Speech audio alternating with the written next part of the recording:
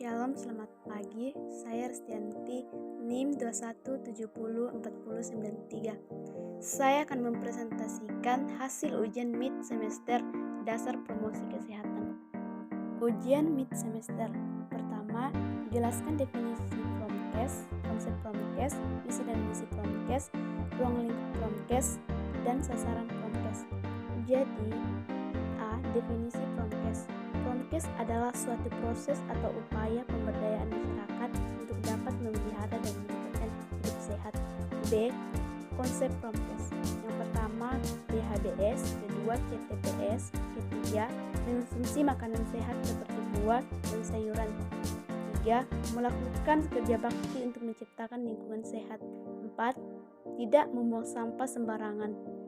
Kelima, menggunakan pelayanan kesehatan. C. Visi Promkes.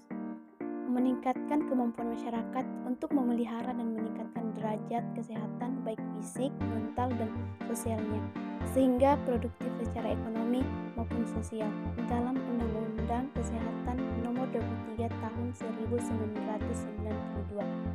D. Misi Promkes. Yang pertama, advokat, yaitu melakukan advokasi terhadap para pengambil keputusan di berbagai program dan sektor yang terkait dengan kesehatan. 2. Mediator, yaitu menjadi jembatan yang menjalin kemitraan dengan berbagai program dan sektor yang terkait dengan kesehatan. 3. Enable, yaitu memberikan kemampuan atau keterampilan kepada masyarakat agar mampu memelihara dan meningkatkan kesehatan mereka secara mandiri. E. Ruang lingkup Promkes. Ruang lingkup Promkes berdasarkan aspek pelayanan kesehatan, yaitu pertama, pelayanan promotif dan preventif, kedua, pelayanan kuratif dan rehabilitatif. Ruang lingkup Promkes berdasarkan pada tatanan pelaksanaan. Yang pertama, promosi kesehatan pada tatanan keluarga, kedua, promosi kesehatan pada tatanan sekolah, tiga, promosi kesehatan pada tatanan kerja. F.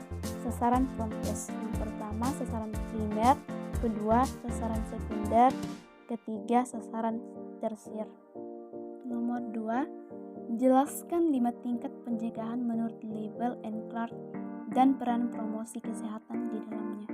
Pertama, mempertinggi nilai kesehatan atau promosi kesehatan, health promotion. Poin pertama, menyediakan makanan sehat dan cukup kualitas maupun kuantitas. Poin kedua, perbaikan hygiene dan sanitasi lingkungan, air bersih, pembuangan sampah, kotoran dan air limbah. Ketiga, usaha kesehatan jiwa agar tercapai perkembangan kepribadian yang baik.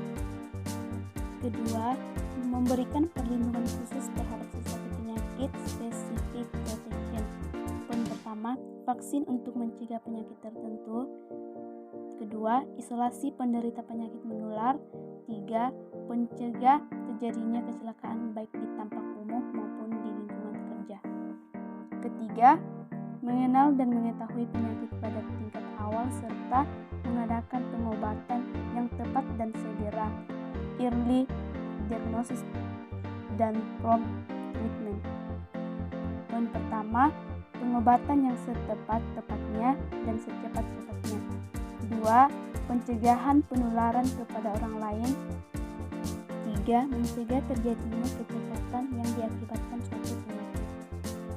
4. Pembatasan kecacatan dan berusaha untuk menghilangkan gangguan kemampuan bekerja yang diakibatkan sesuai penyakit, disability limitation. Promosi kesehatan pada saat penderita sakit dan dilakukan dengan pengobatan sempurna agar sembuh kembali dan tidak cacat, dan bila sudah terjadi kecacatan maka dicegah agar kecacatan ini tidak bertambah berat. 5. Rehabilitas atau rehabilitation merupakan usaha untuk mengambil bekas penderita ke dalam masyarakat untuk berguna pada diri sendiri dan masyarakat semaksimal sesuai kemampuannya. Nomor 3, jelaskan secara singkat strategi-strategi promosi kesehatan. Poin pertama, advokasi adalah upaya mengajak para pemangku kepentingan agar pembuat kebijakan mengeluarkan peraturan yang menguntungkan kesehatan. Poin Dukungan sosial adalah upaya mencari dukungan agar promosi kesehatan mudah diterima oleh masyarakat. Yang ketiga, pemberdayaan masyarakat adalah strategi promosi kesehatan agar masyarakat mempunyai kemampuan untuk meningkatkan kesehatannya. Nomor 4, jelaskan secara singkat mengenai teori perilaku, pengetahuan, sikap, dan tindakan dalam promosi kesehatan. Perilaku kesehatan merupakan kegiatan kesehatan sehari-hari yang dilakukan untuk pemeliharaan kesehatan yang dipengaruhi oleh aspek sosial dan budaya serta dapat diukur untuk mengetahui apakah perilaku tersebut sudah sesuai atau perlu diubah.